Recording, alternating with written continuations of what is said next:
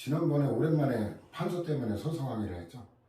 원래 이런 강의할 때 처음에 행적부 소개할 때 그때 빼고는 계속 앉아서 독해 위주로 강의를 진행했는데 이 기출문제 같은 경우는 이제 종합적으로 그 교과서 순서에 국한되지 않고 그죠? 순서 관계없이 종합적으로 출제하기 때문에 관련되는 쟁점을 종합적으로 설명하기 위해서 부득이하게 판서를 하게 됐어요. 그래서 진짜 오랜만에 서서 강의를 했는데 그러다 보니까 옛날에 노량진에서 강의할 때 그 느낌이라 그럴까? 시간이 별로 안 간 줄 알았는데 1시간 40분이나 됐더라고요. 노량진에 강의할 때도 통상 1시간 반 이상 2시간 정도 이 정도 강의 진행하고 잠깐 쉬고 그랬었는데 오랜만에 서서 하는 감회가 조금 남달랐던 기억이 납니다. 자, 이제 그 11호 문제부터 11호 문제. 지난 시간에도 일단 다뤄봤지만 난도는 뭐 난도라고 할 게 없는 정도 난도예요. 다만 이제 종합 정리하기 위해서 여러 가지 관련되는 쟁점을 설명하느라 시간이 많이 걸렸는데 실제 이게 공부가 제대로 돼 있다면 이 정도 난도의 선문 문제라면 아마 5분을 넘기면 일단 100점 맞아도 실패다라고 저는 평가를 해요. 100점 맞는 건 당연한 거죠. 100점 맞기 위해서 공부하는 거지 틀리려고 떨어지려고 공부하는 건 아니죠.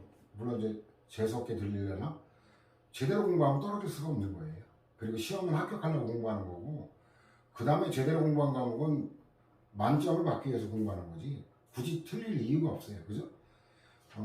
근데 만점 맞는데 30분에 걸쳐 만점 맞냐 5분 3분 만에 만점 맞냐 이건 엄청난 점수 차이가 연결되죠. 왜냐면 영어 장문 독해 같은 경우 국어도 장문 독해 같은 경우 여기 한 2, 30분을 더 할애하느냐에 따라 문제 두세 문제를 더 맞출 수가 있는 거죠. 그래서 시간은 곧 실력이고 시간은 곧 점수다라는 말을 하고 싶어요. 자, 11번 보면 이것도 뭐 다음 사례에 대한 참 진짜 얼마나 실력 없는 교수가 들어가는지 이게 지난번에도 얘기했지만 제대로 된 사례 문제는 5문제 중에 하나도 없다 그랬죠. 그러니까 요 사례 볼 것도 없어요. 일단 앞으로 시험에도 마찬가지예요, 여러분들. 앞으로 시험에도 일단 지문 먼저 읽는 거예요. 지문 갖고 OX가 되면 사례 볼 게 없는 거고 지문만 갖고 OX 판별이 안 될 때 사례에 해당되는 부분을 찾아서 발췌독하면 시간을 절약할 수 있는 거고 영어 독해도 마찬가지라고 그랬죠.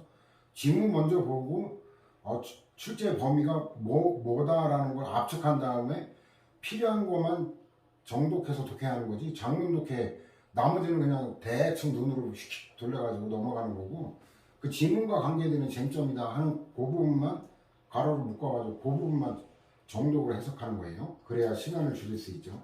자, 이것도 지문 보면 1번 착공에 앞서 갑의 귀책 사유로 해당 토지를 사용할 권리를 상실한 경우 을은 A시장에 대하여 건축허가 철회를 신청할 수 있다. 그래서 일단 이것도 중요한 판례가 뭐냐면 그 취소권 있죠. 취소권, 철회권 이건 누구 권한이죠? 취소권, 철회권은 행정청의 권한이죠.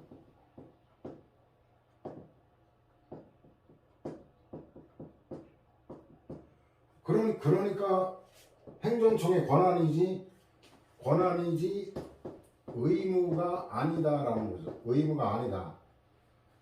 지난번에 거리가 좀 멀어서 그런가 판서글 씨가 작게 보여가지고 좀 당겼는데 당기면 이 못생긴 얼굴이 너무 부각돼가지고 여러분들이 거부감 줄까봐 조금 거리를 둔 건데 딜레마네 이거. 그죠? 진퇴 안 나니 너무 멀면 여러분들 판서 이게 잘하는 거 가까우면 못생긴 얼굴이 부각되고 그래서 참 미안합니다. 일단은 자, 그래서 이거는 사인의 취소 철회 신청권이 없다라는 거예요. 의무가 있어야 권리가 있는 거예요. 왜냐하면 의무가 있을 때 권리가 있을 수 있는 거고 그 공법의 특징은 지난 시간에도 나왔던 거죠. 의무는 있는데 대행하는 권리가 없는 반사적 이익일 수 있는데 어쨌든 의무가 있어야 권리가 생길 여지가 있는 거죠. 물론 그 권리가 무조건 생기는 건 아니에요. 반사적 이익에 불과할 경우도 있기 때문에 그러나 어쨌든 의무가 없으면 권리가 성립할 여지가 없죠. 그죠? 의무가 없다 그랬잖아요. 그럼 사인의 신청은 무슨 의미냐? 사인의 신청은 권리가 아니라 그랬죠. 이건 뭐냐면 행정청의 직권 발동, 네 권한을 발동하도록 촉구하는 의미밖에는 없다라는 거예요. 관련되는 게. 그러니까 이거는 사인의 그 취소 철회 부정하는 게 일반적 판례인데 유일하게 사인의 철회 청구권을 인정한 게 이 판례거든요. 이 판례가 갖는 그 의미를 안다면 이건 출제가 안 될 리가 없는 그런 판례라는 걸 예측할 수 있죠. 그러니까 위에 사례가 뭔지 볼 것도 없이 이 자체가 사실관계까지 포함하고 있잖아요. 신청할 수 있다. 맞는 거예요. 이거 외워두셔야 돼요. 이거 토지 소유권에 관한 거잖아요. 내 땅에 관한 다른 사람 건축이 처음에 토지 사용 허락을 해줬을 때는 그런데 이게 계약이 해제되고 나니까 그게 철회가 되니까 어때요? 그럼 이제 내 땅을 내가 활용해야 되는데 건축 허가가 그대로 남아있으면 건축을 하면 내 토지 재산권 행사하는데 제한을 가하게 되죠. 그러니까 이제 권리가 관계되는 그런 표지가 있어요. 건축 허가는 대물적 성질을 갖는 것이어서 당연하죠. 건축 허가는 이거는 어떤 땅이나 그 건물의 용적률, 건폐율 이런 물건을 보고 하는 거지 건축주가 뭐 건축학 전공한 사람이냐 아니냐 이런 거 사람 보고 하는 게 아니죠. 대물적 허가다 맞아요. 이건 예우자라도 판별할 수 있죠. 자, 행정청으로서는 그 허가를 할 때 건축주 또는 토지 소유자가 누구인지 등 인적 요소에 관하여는 형식적 심사만 한다. 자, 이거 두 번째도 의미할 게 뭐냐면 전혀 심사하지 않아도 된다 이러면 틀려요. 형식적 심사는 하는 거예요. 그래서 뒤틀리자면 그거밖에 뒤틀 게 없고 실체적 심사까지 할 수 있다 이러면 말할 것도 없이 틀린 거고 그죠? 그 두 가지 정도 예상되는 질문이죠. 틀린 거 할 때. A시장은 건축허가 당시 별다른 하자가 없었고 철회 법적 근거가 없기 때문에 건축허가를 철회할 수 없다. 이 취소 철회에 관한 게 판례 일반적인 입장이죠. 법적 근거 없이 가능하다라는 거. 수익적 행정이라 하더라도 그죠? 이거 뭐 거듭되는 반시고 출제도 엄청 많이 됐던 거기 때문에 뭐 위에 사례를 안 봐도 옳지 않은 거 정답 3번 1번 판례가 예외 판례 그 중요한 건데 이 판례를 몰랐다 하더라도 정답 고르는데 전혀 지장이 없잖아요. 그럼 이런 거는 하라고 했지만 정답 고르는데 아무 지장이 없죠. 정답이 너무 쉽죠. 최하급 난도라고 봅니다. 이거 틀린 수험생이 있다면 이건 행정법 공부를 전혀 안 한 거랑 다를 바가 없는 심각한 상태다라고 생각하면 될 거예요. 이 사례 문제라고 어렵게 생각했다면 이거는 있을 수가 없는 거예요. 철회권 행사는 기득권의 침해를 정당할 만한 중대한 공익상 필요 또는 제3자의 이익을 보호할 필요가 있고 공익상의 필요 등의 상대방의 불이익을 정당할 만큼 강한 경우에 안에 허용될 수 있다. 이게 바로 수익적 행정의 취소철의 제한 범위죠. 뭐에 관한 거예요? 과잉금지 원칙 중에 상당성에 관한 거죠. 그죠? 그 다음에도 사례 문제네.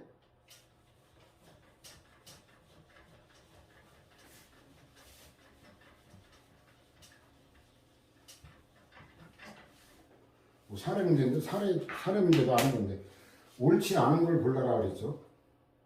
자, 바로 질문으로 가볼까요? 이 보기에 있는 사례는 뭐 안 읽어도 되는 게 대부분이라 했죠. 갑이 부담금을 납부했고 부담금 부과 처분에 불가증력이 발생한 상태라면 해당 조항이 위헌으로 결정되더라도 이미 납부한 부담금을 반환받을 수 없다. 받을 수 없다. 일단 맞는 건데 이 관련되는 논점 한번 정리해 볼까요? 일단 순서가 소송 제기 전 단계, 그 다음에 소송을 제기한 단계, 그 다음에 소송 제기하고 그 위헌 제청하는 거 결정은 아직 안 나왔고, 그 다음에 이제 위헌 결정을 끌어낸 이렇게 이제 시간대로 되겠죠. 소송 제기 전 단계는 뭐라고 그러냐면 일반 사건이라고 해요. 일반 사건.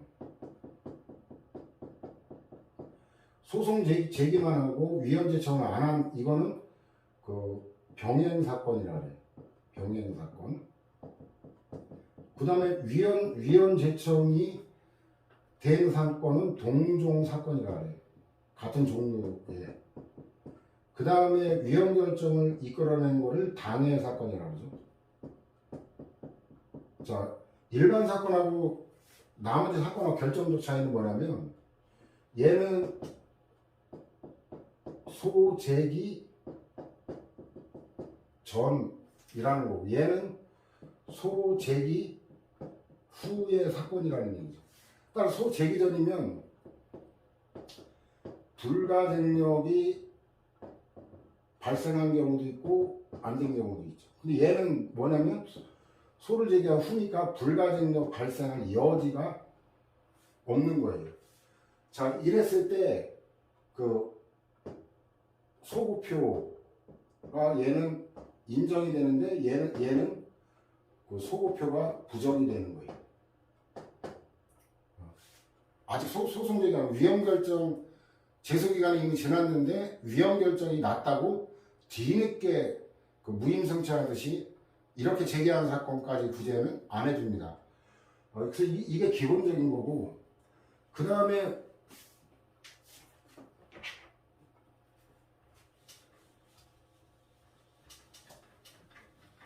그래서 그 관련된 질문이 아마 여기 있는 것 같은데,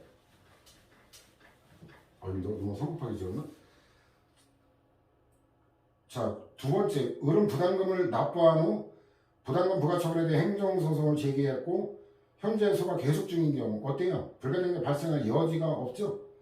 그럼 을이 위헌 법률 심판 제청을 하지 않았다고 하더라도 얘는 지워버렸네. 얘는 병행 사건이잖아요.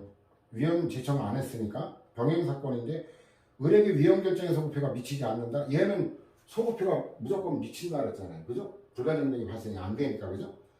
그래서 정답은 2번이 되겠죠. 미치지 않는다. 미치는 거죠. 이러면.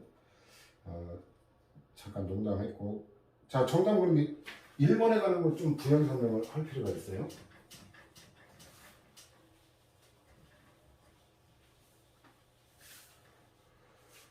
자, 위헌 결정에 근거한 처분의 효력. 일단 위헌 결정 전후로 나가봐야죠. 위헌 결정 전일 때는 이건 헌법 위반이라고 하는 건 대한민국 최고법이기 때문에 중대한 하자이지만 위헌 결정이 나기 전까지는 위헌 여부가 명백한 게 아니죠. 자, 이런 뭐가 되는 거예요? 취소 사유에 불과하다. 취소 사유에 불과하다. 그럼 어떻게 되느냐? 어떤 거로 연결되느냐? 일단 1번 질문 보면은 그 취소 사유에 불과한데 그 불가증력이 발생하면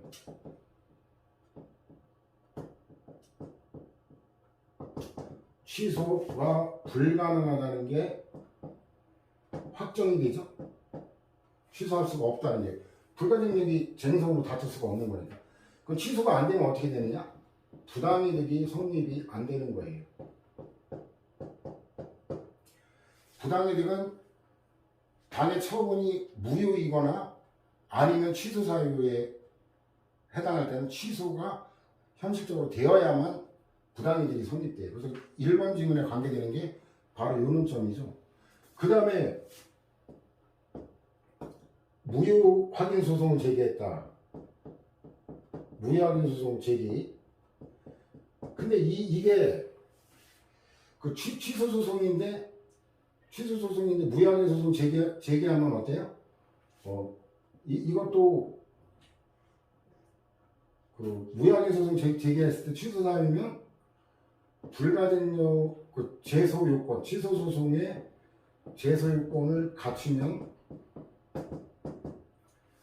그 제소 요건을 갖추면 당연무효가 아니면 취소라도 구하는 판결 내포됐다고 봐가지고 취소 판결을 내려요. 무효 확인 판결은 내릴 수가 없죠. 무효는 아니니까.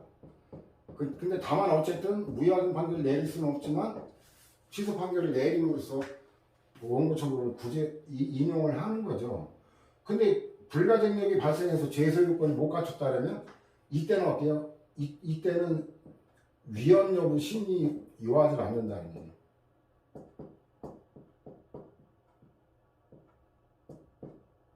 위헌이라고 해도 취소 사유에 불과하니까 그냥 바로 기각 판결이에요. 이것도 무효하는 소송이기 때문에 그 제소 기간이 지났다고 해서 각각 판결을 내리진 않아요. 취소 소송 제기했다면 각각 판결이 되겠죠. 근데 이건 무효하는 소송이기 때문에 기각 판결. 이런 논점들하고 이제 관련되는 것들이 숨어 있죠. 자, 세 번째, 병이 부담금부가 처분한 행정심판 청구를 해서 기각재결서를 송달받았으나 기각재결이는 무슨 의미예요? 기각재결이라는 적법이라는 거죠. 적법. 그러나 재결서 송달일로부터 90일 이내에 취소소송 제기했다면 이건 불가증력이 발생 안 했기 때문에 병의 청구는 인용될 수 있다. 기각재결이 적법인데 소송에서 취소 판결 인용이라고 하는 거는 취소 판결이죠. 취소 판결이라는 거 이건 뭐예요? 위법이죠. 위법. 근데 이게 적법이라고 하는 행정심판 재결과 위법이라고 하는 소송 결과가 모순되죠. 과연 이게 허용되느냐? 이 문제는 기판력에 관한 문제, 기판력에 관한 거. 그래 교수님들의 일부는 그 기판력에 준하는 기결력, 규진력 이거를 인정하자라는 주장이 상당히 유력하죠. 근데 어쨌든 판례는 결국 기판력은 지난 시간에도 나왔잖아요. 이미 확정 판결이 나는 데만 인정되는 거예요. 판결이라 하더라도 확정되지 않은 판결은 신급제도에 의해서 항소 상고에 의해서 번복이 가능하죠. 그죠? 모순되는 판결이 가능하죠. 재결에는 미치지 않는다. 그래서 어쨌든 학계의 비판을 받고 있는 평석이 나왔던 유명한 판례지만 판례 입장에 따르면 이거는 당연한 거예요. 재결에는 불가증력 이거는 더 이상 형식적으로 다툴 수 없는 형식적 확정력에 불과한 거지 실체 내용과는 무관하다라는 거. 부담금부가 처분된 제소기간이 경과하여 불가증력 발생했다는 거죠. 정의 부담금 납부 의무가 확정되었고 위헌결정 전에 정해재산에 대한 압류가 이루어졌다. 전에 이루어져도 정해진 부담금 징수를 위한 체납처분을 속행할 수는 없다. 이후의 절차를 위헌 법률을 집행하는 걸 허용하면 법치주의를 무시하는 거잖아요. 당연히 안 된다라는 거죠. 이것도 출제가 꽤 많이 됐던 판례예요. 그 다음에 13번 문제 보면 행정입법에 대한 설명을 옳지 않은 거 있는데 불용 형식으로 정해진 제재재정장 처분의 기준은 그 규정의 성질과 내용이 행정청 내부의 사무처리 준칙을 정한 거에 불과하므로 대외적으로 국민이나 법원을 구속하는 게 아니다. 이거 잘 봐야 될 게 뭐냐면 이것도 한번 종합정리 해볼까? 중요한 문제인데 이거는 뭐 고시 같은 경우 옛날 50점짜리 사례 문제로 빈번하게 출제됐던 아주 중요한 논점이거든요.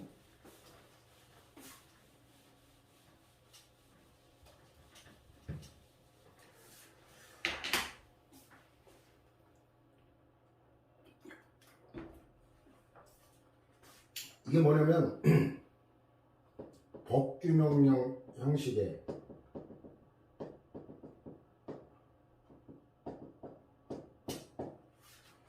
행정규칙 내용에 관한 거죠.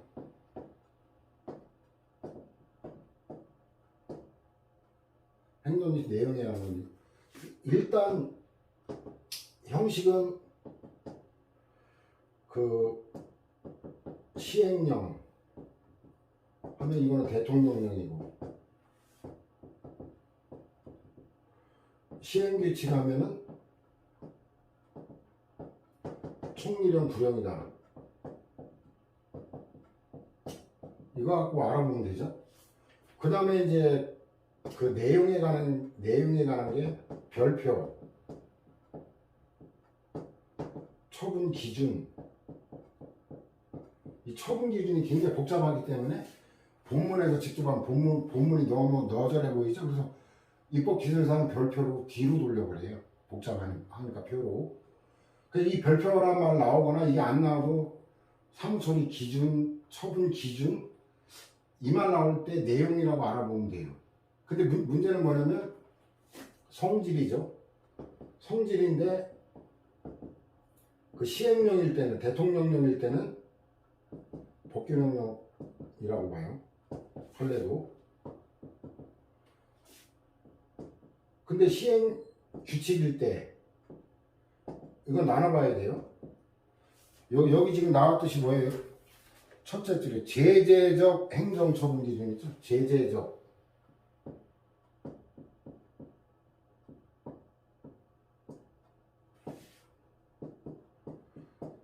제재적 행정처분 기준이 이게 99%가 여기에 관한 판례인데 이거는 행정규칙이라고 봐요. 대외적 구속력이 없다.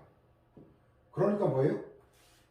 그 위법적법 여부는 여기에 따라 했는지 아닌지에 따라 판단하는 게 아니라 얘를 무시하고 상위 법령하면 행정규칙을 빼고 법규명령까지, 법률과 법규명령까지 포함하는 게 법령이라는 거죠. 상위 법령에 따라 판단한다는 거예요. 근데 계획 기준이 두 개의 판례가 있죠. 이 제재적인 게 아닌 계획 기준에 관한 거는 이거는 법규명령서를 취하고 있어요. 법규명령이다. 그래서 요걸 잘 봐야 돼요. 계획 기준이냐 제재적 행정처분 기준이냐. 여기는 제재적 행정처분 기준이기 때문에 그 행정규칙에 불과한 거죠. 따라서 대외적으로 국민이나 법원을 구속한 게 아니다. 맞죠? 항정신성 이것도 뒤틀어내는 건 아니지만 이거는 대항한다는 거예요. 항정신병 치료제는 정신과 치료약이에요. 근데 항이 아니라 향정신성 이러면 이건 마약을 얘기하는 거예요. 정신성을 향한 정신 각성을 시키는 향 이러면 마약류를 얘기하는 거고 여기 치료제를 얘기하는 거고 항정신병 치료제의 요양급의 인정 기준에 관한 보건복지부 고시가 다른 집행행위 매개 없이 그 자체로 직접 국민의 구체적 권리와 법률관계 규율 이 말 나오면 두밀분교 폐기조례 있죠. 경기도 가평군의 그 상생면에 상색초등학교 분교가 두밀분교인데 거기도 그렇고 그 다음에 대법원 규칙인 법무사법 시행규칙도 그렇고 하여튼 다른 집행행위는 행정행위예요. 행정행위 매개 없이 그 자체로 직접 규율을 한다면 얘가 실질이 행정행위라는 얘기예요. 이때 항고소송 대상이 되는 처분에 해당한다. 이것도 뭐 수없이 많이 출제됐던 판례죠. 법률의 위임에 의해 효력을 갖는 법규명령이 법 개정으로 위임의 근거가 없어지게 되더라도 효력을 상실하지 않는다? 틀리죠. 이것도 출제가 많이 되는 쟁점인데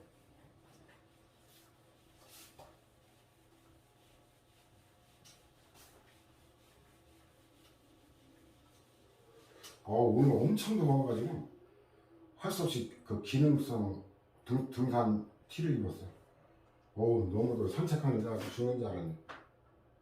지금 뭐하려 했지? 위임. 법규명령의 소멸에 관한 건데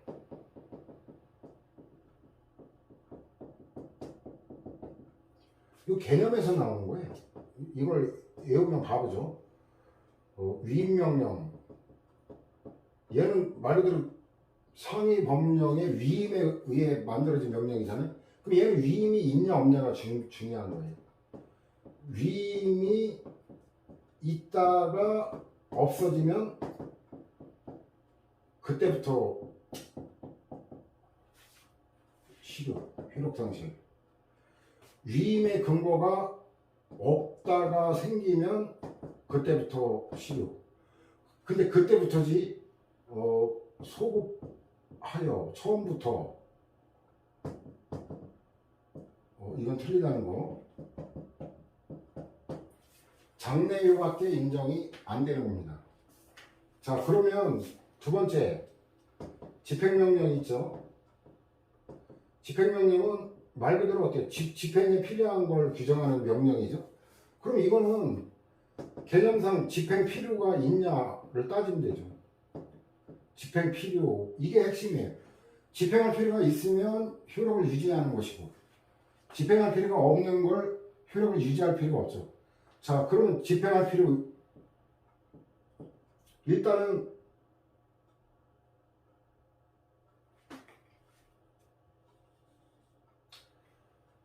일단은 상위 법령이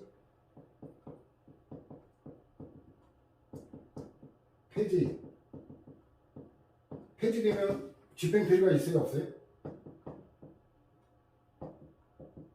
없죠? 그럼 효력상실. 뭐 당연하죠. 근데 상위 법령이 개정됨에 그쳤다. 이때는 제한되긴 하는데 개정되면 상위 법령이 여전히 존재한다는 거 아니에요. 그죠? 개정된 내용으로 존재하기 때문에 여전히 집행에 필요가 있다. 근데 법률의회에 따라 일단 상위 법령에 모순 저촉되지 않아야 돼요.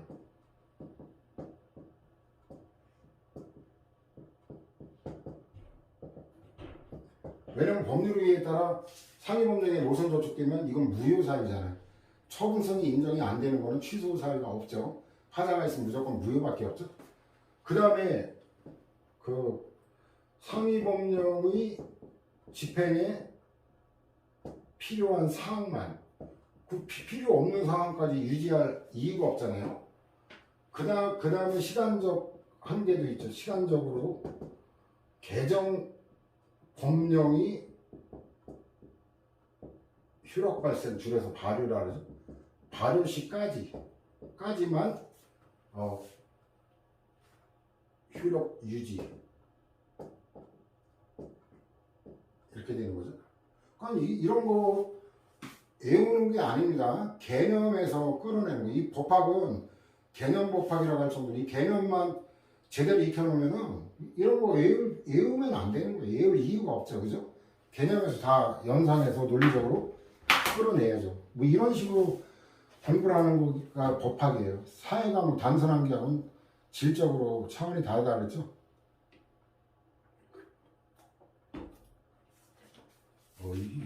이러다가 또 2시간 되는 거 아닌가? 정답은 나왔고, 네 번째 판에 이건 출제한 교수가 정신 나간 교수예요. 멍청한 자식이지. 이게 이 행정규칙이나 법규명령이나 이 판에는 뭐 수백 개가 넘어요. 수백 개가. 그래서 저도 이런 거 나오면 작업 안 합니다. 아주 중요한 전원합의체나 이런 거 외에는 이걸 다 공부하려면 몇백 개를 다 일일이 외워야 돼요. 이걸 출제한 교수 분명히 닭대가리 돌대가리일 거예요. 병신이 지가 이걸 모르니까 지적 능력이 이 학급이니까 어때요? 그러니까 이런 걸 출제하는 거예요. 진짜 대한민국 엘리트 지적 능력이 뛰어난 친구들은 이런 지역적인 거 이런 거는 출제를 안 합니다. 자존심상으로도. 왜? 나도 외우지 않고 짜증나는 걸 수험생이 요구한다는 거 정신 나간 놈이죠. 이거 그러니까 출제위원이 누군지 몰라도 형편없는 놈들이 출제한 거예요. 실력. 거지 같은. 그럼 내가 이 말을 강조하는 이유는 뭐야? 이런 판례는 안 읽어도 된다는 거예요. 이거 재활용 가능성도 없을 뿐더러 재활용 되더라도 이거 몰라도 정답 고르는데 전혀 지장이 없어요. 이거는 그냥 여러분들이 가볍게 보고 잊어버려요. 기억이 되면 그럼 억울할 건 없죠. 왜 외워지지? 외워지면 그냥 외워두는 거예요. 그걸 후회하거나 억울할 건 없어요. 근데 일부러 외우지 말라. 그럴 가치가 없는 거다.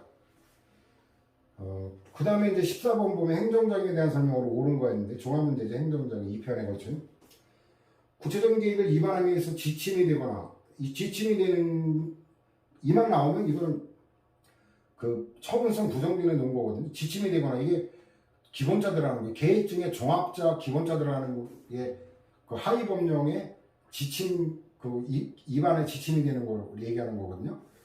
그래가지고 도시 기본 계획은 판례가 엽기적으로 국민에 대한 구속력이 없기 때문에 처분이 아니다. 그건 납득이 가는데 하급행정청 행정기관에 대해서도 대내적 효력도 없다. 구속력도 없다. 이거는 정신나간 판례인데 어쨌든 그것까지 같이 알아야 돼요.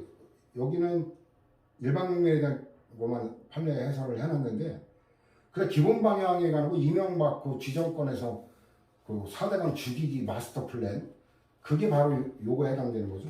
기본 방향을 제시하는 그 4대강 죽이기 판례도 출제가 꽤 많이 됐어요.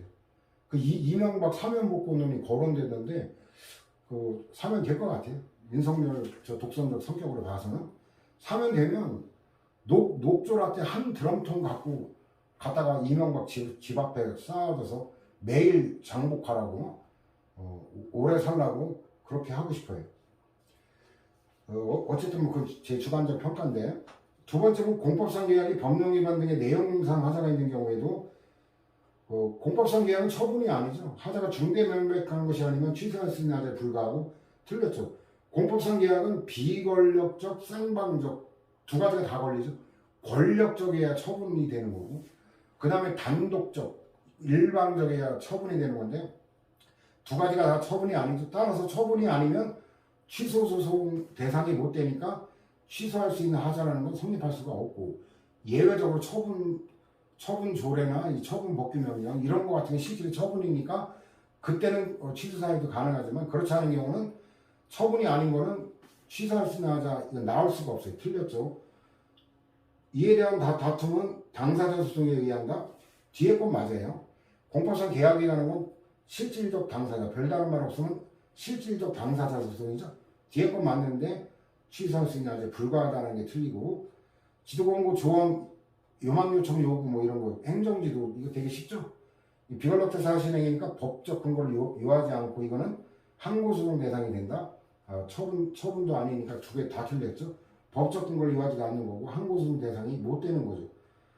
국가를 당사자로 하는 계약에 관한 법률에 따라 국가가 당사자가 되는 이른바 공공계약, 이 말로 하면 일단 사법상 계약이다. 판례 입장에 따르면 원칙적으로. 그 원칙적으로 행정법원이 아니라 그 지방법원이죠. 민사소송이니까. 그 다음에 15번 행정절차법상 처분의 사전 통지 및 의견 제출 절차에 대한 설명을 옳지 않은 거였는데, 이건 뭐 법률 암기가 대부분이네. 판례하고 법률하고 섞인 건데, 첫 번째 건 법률 암기는 제가 설명할 게 없네. 두 번째도 일단 그 의견 청취, 이거는 예사에 해당하지만 그 의견 청취 중에도 의견 제출 이게 약식이고 청문공청회가 그 정식 그거죠. 그래서 이것도 예외 사유에 해당하는 거니까 단순 암기라고 제가. 다만 이게 사전 통지 예외 사유 3개는 의견 청취의 예외 사유 3개하고 겹치면 하나가 더 추가가 되죠. 별정직 공무원인 대통령 기록관장, 대통령 기록관장이 이런 건 몰라도 되고 별정직 공무원만 알아두면 돼요. 직권 면직 처분, 이거는 단순 징계잖아요. 단순 징계가 처분의 성질상 절차를 거치기가 곤란한 경우에 일리가 없죠. 단순한 전형적인 행정 행위잖아요. 처분의 사전 통지는 의견 청취에 관한 절차법 규정에 적용되지 않는다? 이건 틀린 거죠. 그 다음에 4번 대통령이 한국방송공사 사장 김현주 사장이랬죠. 해임하면서 사전 통지를 잘 거치지 않은 경우 위법이죠. 당연히 행정절차법이 적용되니까. 그 다음에 16번 문제 보면 행정소송법상 취소소송에 대한 설명을 옳지 않은 거 있는데, 대한민국에서 출생하여 오랜 기간 대한민국 국적을 보유하면서 거주한 재해동포 스티브 유 사건이죠. 얘는 사증 발급 거부처분 취소를 고려 법률상 이익이 있다. 맞죠? 이게 승소 판결까지 받았죠. 근데 이번에 판결이 이번 달인가 다시 나오죠. 대법원에서 재판에 이겼는데 절차 하자를 이유로 이게 취소된 거기 때문에 이게 기속용 문제거든요. 기속용 문제. 기속용 문제. 여기 원고적격 논점인데 관련해가지고 스티브 사건.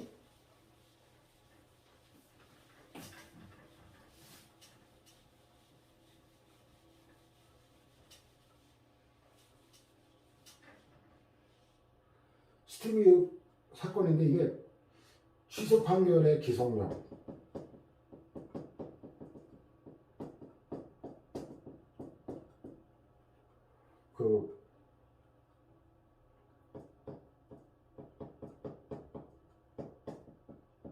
반복금지요. 반복금지요는 그 동의한 사유로 동일한 처분 반복할 수 없다는 얘기예요. 달리 말하면 다른 사유로 동일한 처분, 이거는 기속력 위반이 성립이 되죠. 기속력 위반. 이랬을 때 하자 정도는 뭐다? 이거는 뭐 명백한 하자다. 무효 사유인데 기속력 위반이 아니라는 거. 이거는 적법이라는 얘기죠. 그 다른 사유 그 예를 들어 보면 스티브 유 사건 같은 경우는 절차를 안 거쳤다는 사유로 위법이라는 게 판결의 취지예요. 그럼 판결의 취지에 그 반복 금지 이건 뭐냐면 그 달리 말하면 이거는 판결의 취지에 따르는 거지 그 원고의 신청에 따르는 게 아닙니다. 원고가 신청한 대로 무조건 해줘야 되는 게 아니기 때문에 어쨌든 판결의 취지에 따르고 재처분 의무에 가는 건데 그 재처분 의무, 결과지거 의무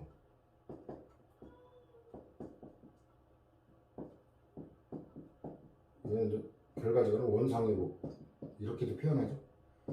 그래서 스티브 유가 그때 대법원 확정 판결 났을 때 그때도 제가 그 얘기를 했었죠. 물론 강의로 한 건 아니고 그냥 그 친구들하고 술 마시는 얘기. 이게 만약 아무 의미가 없다고. 어차피 절차를 안 거쳤다는 이유로 이게 그 사증 발급 거부한 게 위법이라면 판결의 취지는 절차를 안 거쳤다는 취지이지 사증 발급 거부라는 그 실체적 결론이 위법이라는 게 아니기 때문에 결국 절차를 거쳐서 다시 사증 발급 거부 처분하면 기속력 위반이 아닙니다. 그럼 어떻게 되느냐? 다시 소송 제기해야 돼요. 그래서 지금 소송 제기해서 재판 중이거든요.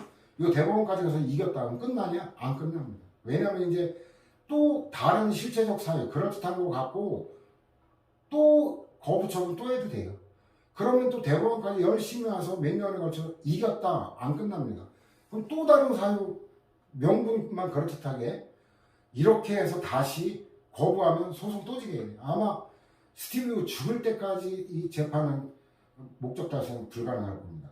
그럼 이 스티브 유가 양아치 짓거리 한 건 맞는데 과연 이렇게까지 계속 수십 년간 보복을 해야 될 정도의 그런 정도의 중대한 법 위반이냐? 난 그렇게 생각 안 해. 그 이재용 같은 경우는 자본주의 질서를 위반한 그 반자본주의적이고 노조 설립권 이런 노동권을 유린한 반헌법 이런 반국가 행위를 자행한 자도 사면 복권이 될 지금 그런 가능성이 있는데 이명박 뇌물 받아 처먹은 파렴치범이에요. 국가 원수라는 자식이 돈 받아 처먹은 놈이에요. 그런 놈 지금 사면이 거론되고 있는데 아니 스티브 유가 뭐 그렇게 죽을 죄를 진 거예요? 그 양아치 짓거리에서 감정을 상하게 한 거지? 나는 이거 옹졸한 행정이고 이건 실질적으로 위법한 행정이라고 생각해요.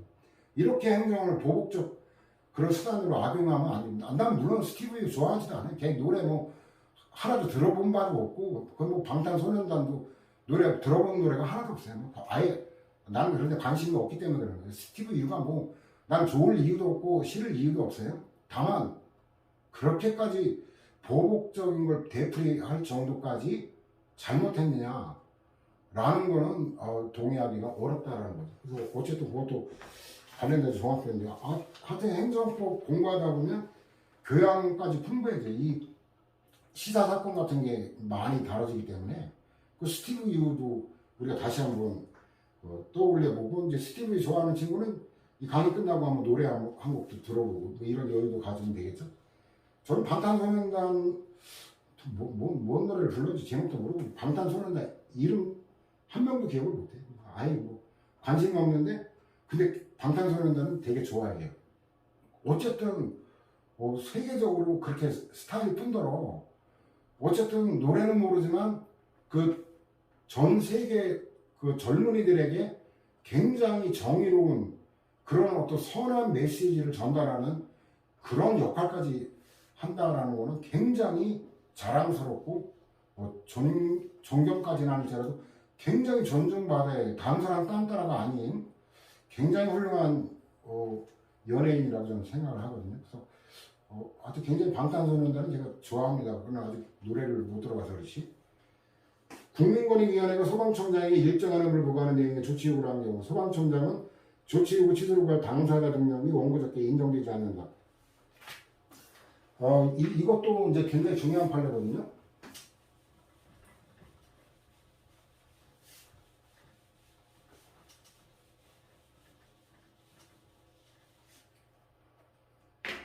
이 항고소송은 취소소송을 포함한 전형적인 주관소송이에요. 주관소송이라는 얘기는 사익구제를 얘기하는 거죠. 객관소송이 민중소송, 기관소송 이건 이제 공익을 추구하는 것이고, 그죠? 그렇기 때문에 원칙은 국민만 되는 거지 행정기관이 못 되는 거예요. 다만 이제 얘는 아까 얘기했죠. 기관소송의 당사자는 될 수 있어요. 말 그대로 이건 행정기관끼리 다투는 거니까 행정기관도 당사자가 되는 건 그 기관소송 거기는 될 수 있는 거예요. 근데 예외적으로 예외가 있는데 지금 이게 사건별 순서는 잘 모르겠는데 일단 권익위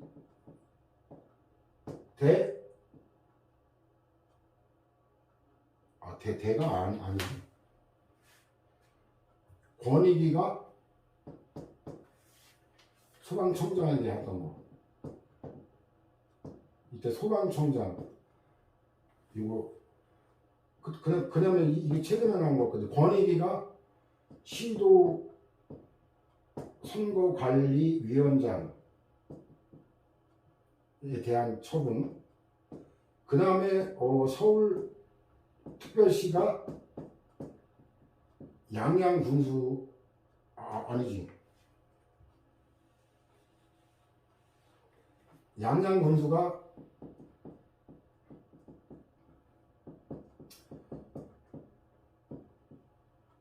서울특별시가 요구한 건축협의를 갖다가 이걸 반려한 거 취소한 건가? 반려한 건가? 반려 같기도 하고 요런 경우에 있어서 얘네들 있죠? 원고적격 인정한 거예요. 그래 되게 쉬워요. 권익위가 세 개 판례밖에 없는데 권익위가 두 개를 찾아니까 권익위 나오면 금방 눈치채는 거죠. 그 다음에 세 가지밖에 없어요. 이건 외워둬야 돼요.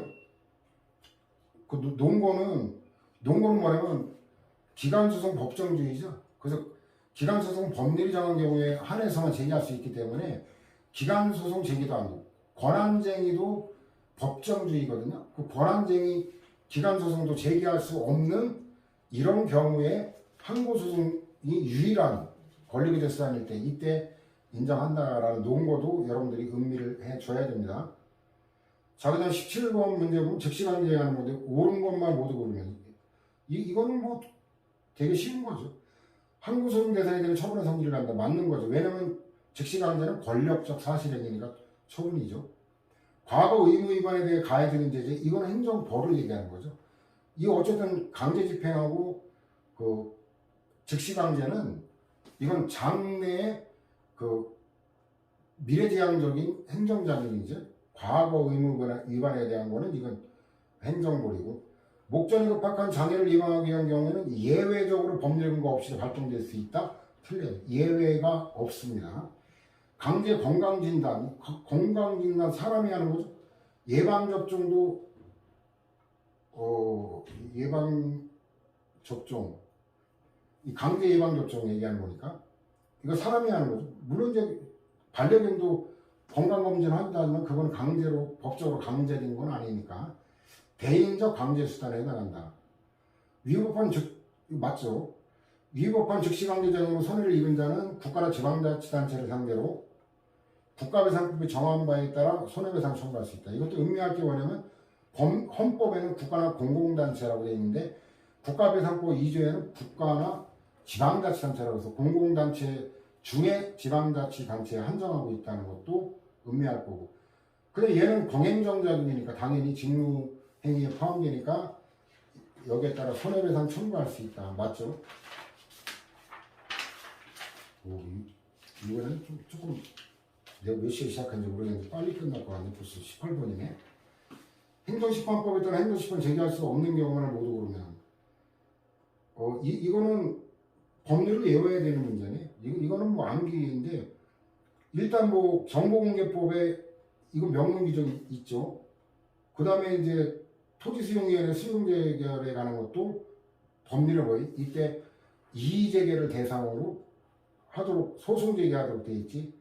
다시 행정심판 제기할 수 있다는 규정이 없죠. 난민법상 난민 불인정 결정에 대한 것도 마찬가지. 두 번째 니은에 관한 건 좀 이따가 부연 설명할 거고, 난민법도 이것도 명시적 규정이고, 민원 처리에 관한 법률도 이거 명문 규정이 있는 거예요. 그래서 이거는 외우지 않으면 안 돼요. 근데 니은에 관한 것만 조금 관련된 용점을 정리해 보면,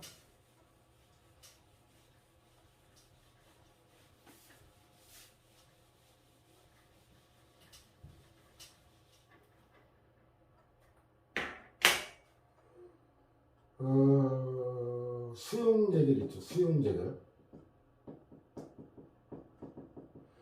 수용재결에는 그 수용 범위에 관한 거, 수용 범위 대상자, 뭐 이런 대상자 즉 침해에 관한 내용, 여기다가 보상금에 관한 이 두 가지가 다 포함되어 있어요.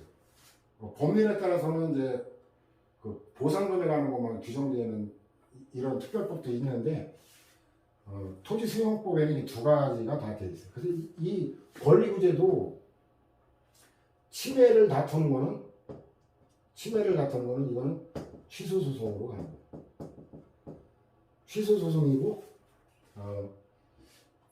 여기에 원처구는 뭐냐면 원처구는 수용재결이에요.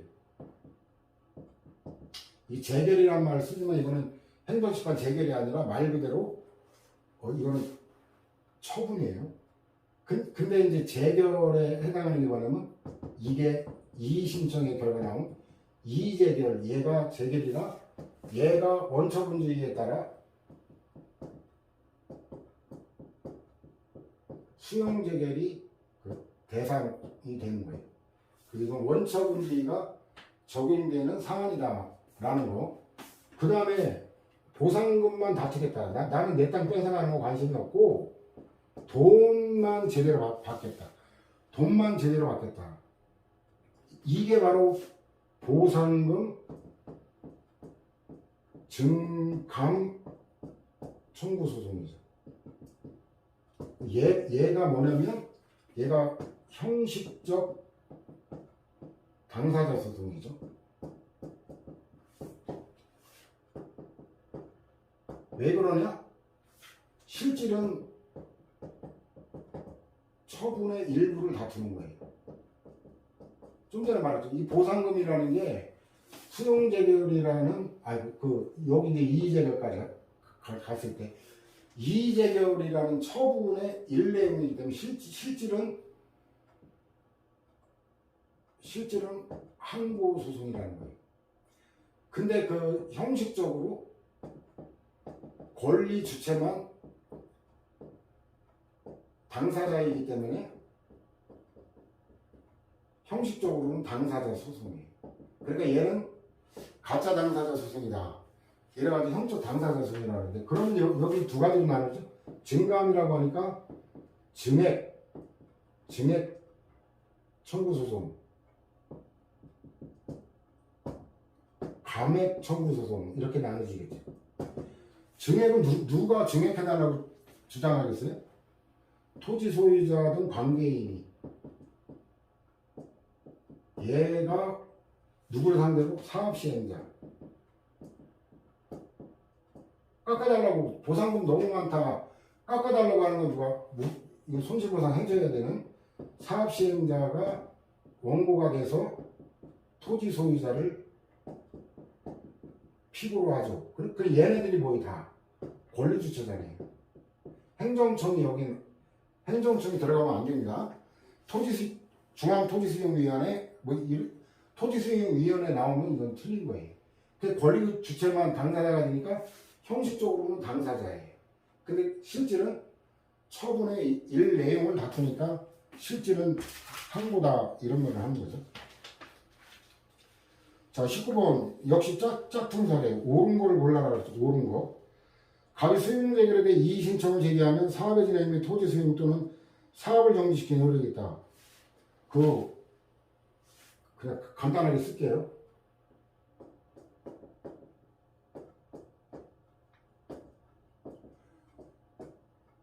가태료 재판에 대한 그 즉시항고만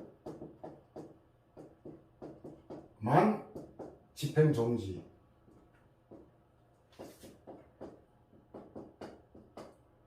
원칙. 이거 하나예요. 나머지는 다 집행 부정지 원칙. 저 하나 빼고는 다 틀린 거죠, 그러니까. 갑이 수용 자체를 다투는 경우 관할 지방 토지 수용위원회를 상대로 수용 재결에 대해 취소송 제기할 수 있다. 오, 바로 요게 나왔네. 취소 소송. 취소 소송을 그 수용 자체를 수용이 침해잖아요. 침해 자체를 다툴 때 이의신청 제기하면 그 수용 재결에 대해 취소송 제기할 수 있다. 원처분주의니까 수용 재결이 대상이 된다. 이거 안 지운 보람이 있네. 이거 지웠으면 또 다 지워진 것 같고 아까 여기 좀 선장했죠. 그 빈 칠판에 손가락질 할 뻔했네. 잘 됐네. 경망스럽게 안 지워서. 자, 이게 맞는 거죠. 갑은 보상금 증액을 위해 A를 상대로 손실보상을 거는 민사소송 아니죠. 뭐라 그랬어요? 이거 진짜 형식적 당사자 소송이지 민사소송이 아니죠. 이거 안 지우길 천만다행이네. 뿌듯하네요. 지금. 갑이 계속 거주하고 있는 건물과 토지 인도 이 같은 말이에요. 인도의 쪽발이 한자가 명도예요. 이건 외로 한자예요. 근데 뜻은 같아요. 인도, 명도, 인도의 개념 정의가 정유 이전이고 이걸 다른 말로 하면 태관하래요. 이 말 나오면 이거는 그 사람만이 점유를 비워줘야 되는 거지 다른 사람이 비워주는 건 아무 의미가 없죠.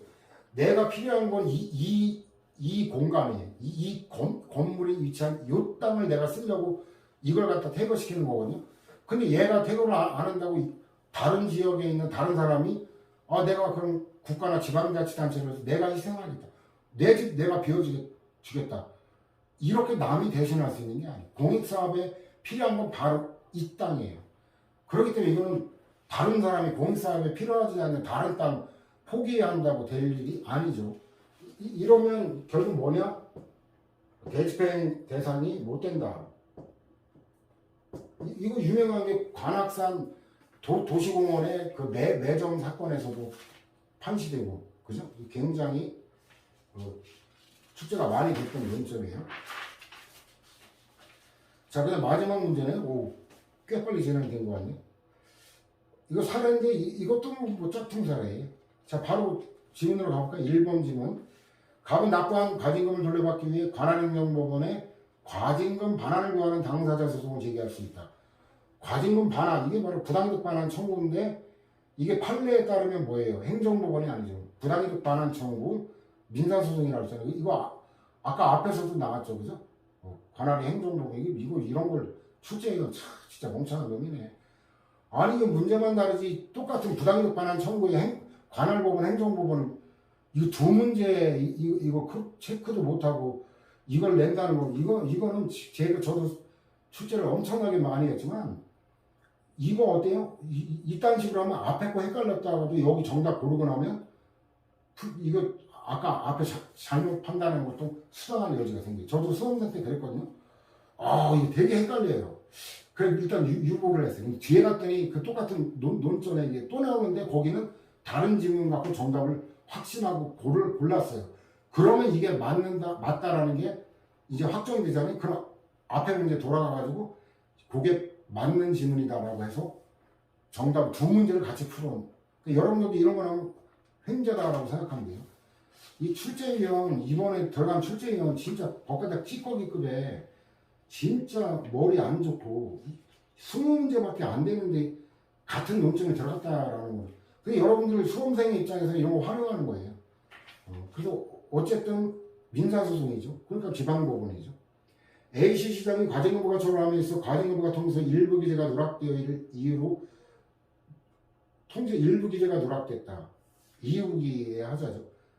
갑이 관할 행정법원에 과징금부가 처벌해 취소를 구하는 소를 제기한 경우 A씨 시장은 취소 소송 절차가 종결되기 전까지 보정된 과징금부가 처분 통지서를 송달하면 일부 기재 누락의 하자는 치유된다. 하자 치유 가능 시기의 문제인데 취소 소송 절차가 종결되기 전 이게 틀린 거죠. 분명한 거는 소송 단계에서 하자 치유 인정 안 합니다. 독일과 달리.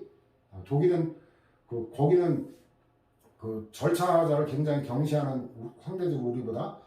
그러다 보니까 하자 치유 가능식을 최대한 사실변은 종결시까지 거기는 인정합니다. 근데 우리나라는 소송 단계에 들어가면 안 된다.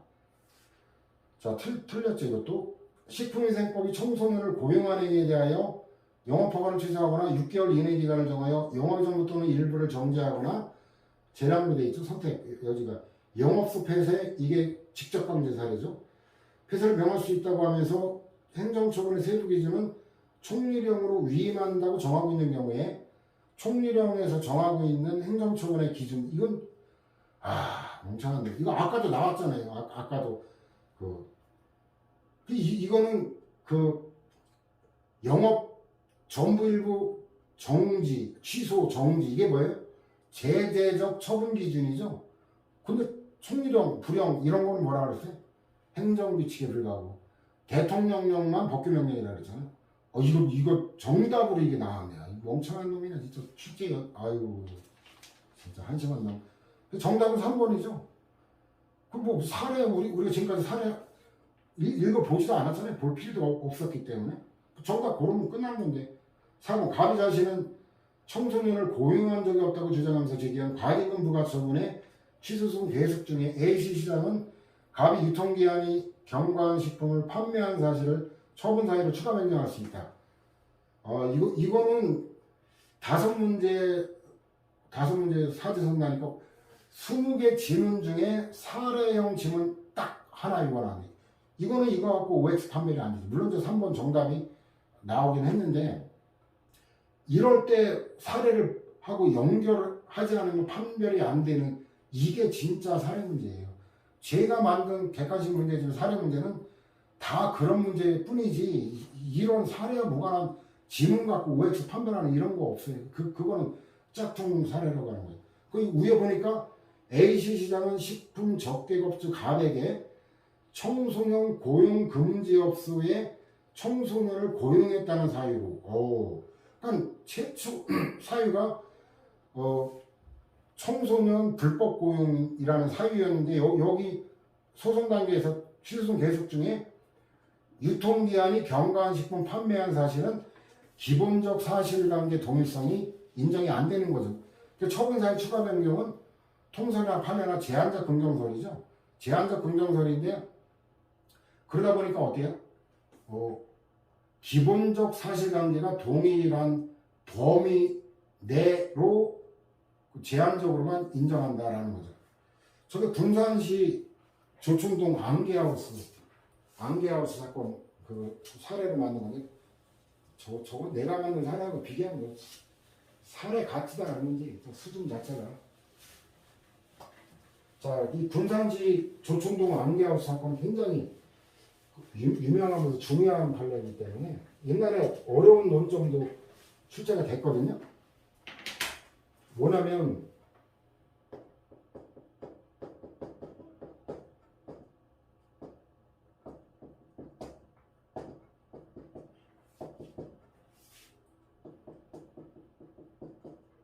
불법 유흥주점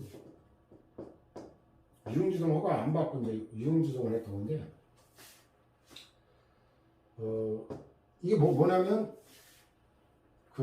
당시 만 17세이던 조모양 임모양을 갖다가 6일간 17세 및 청소년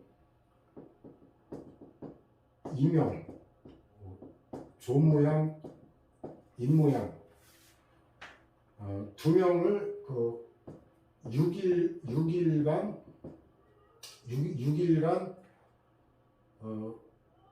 적대부로 고용한 거예요.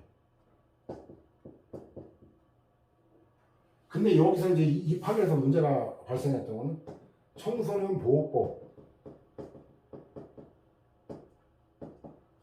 보호법에는 이런 경우에 청소년 고용 금지 의무 위반한 때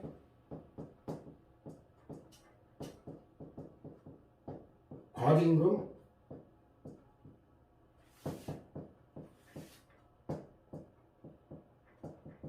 1,000,000원 이하.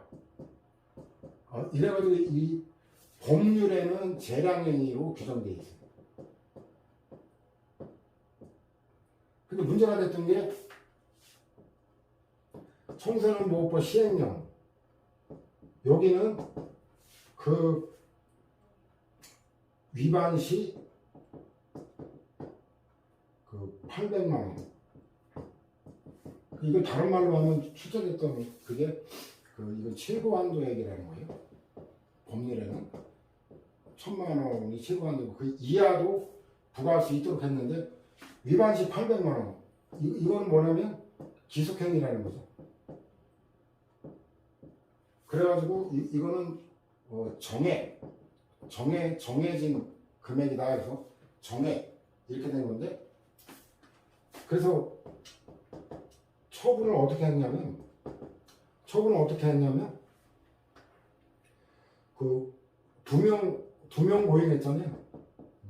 곱하기 800 하니까 이거 계산 문제로 출제된 건 아니에요. 1,600만 원 과징금 부과처분을 한 거죠.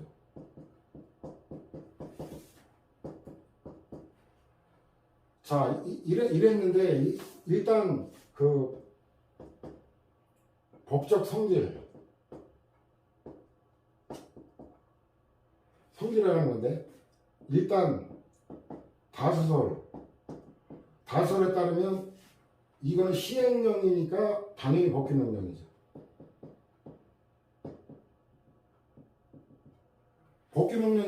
법규명령인데 구체적 규범 통제를 거쳐서,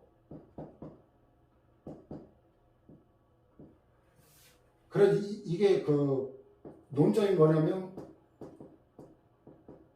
비례평등원칙 위반이라는 거예요.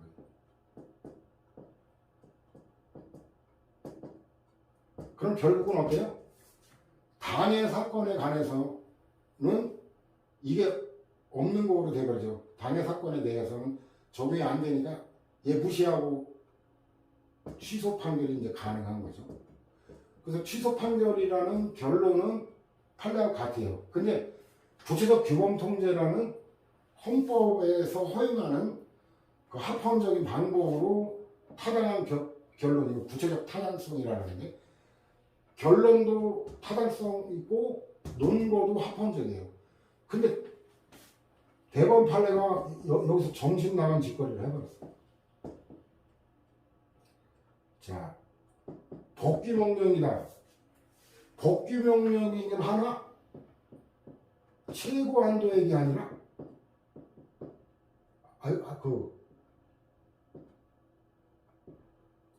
정액이 아니라 최고한도액이야. 그럼 이건 뭐냐? 재량행위. 여기 안 썼네? 요 학설에 따르면 이게 없으니까 법률에 따라서 재판하게 되는 거죠. 단위 시행령은 구체적 규범 통제에 따라 이제 단위 사건에 적용 배제되니까 그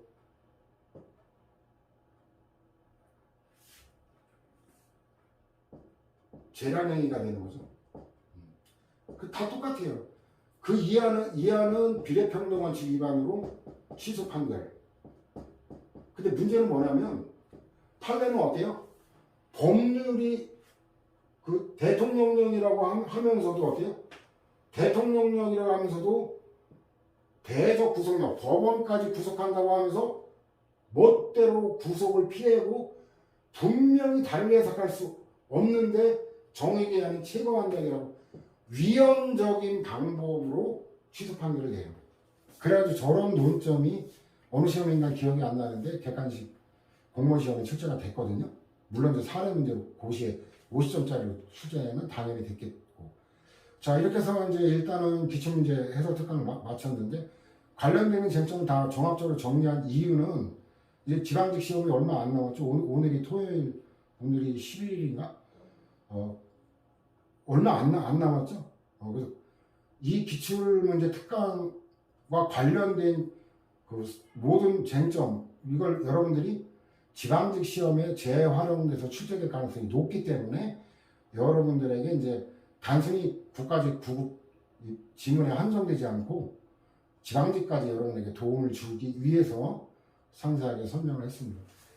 다음 특강은 이제 2021년도 지난해와 금년도 3월까지 최신 판례, 지금 자료를 정리해야 되는데 2021년하고 2022년 요거 남기고 나머지 다 삭제하고 파일을 이제 단순 작업 손가락 갖고 까딱까딱 뭐 한 몇 시간 걸릴 것 같아요. 그래도 양이 많아서 다음 특강은 최신 판례 특강으로 찾아뵙겠습니다. 수고 많았습니다.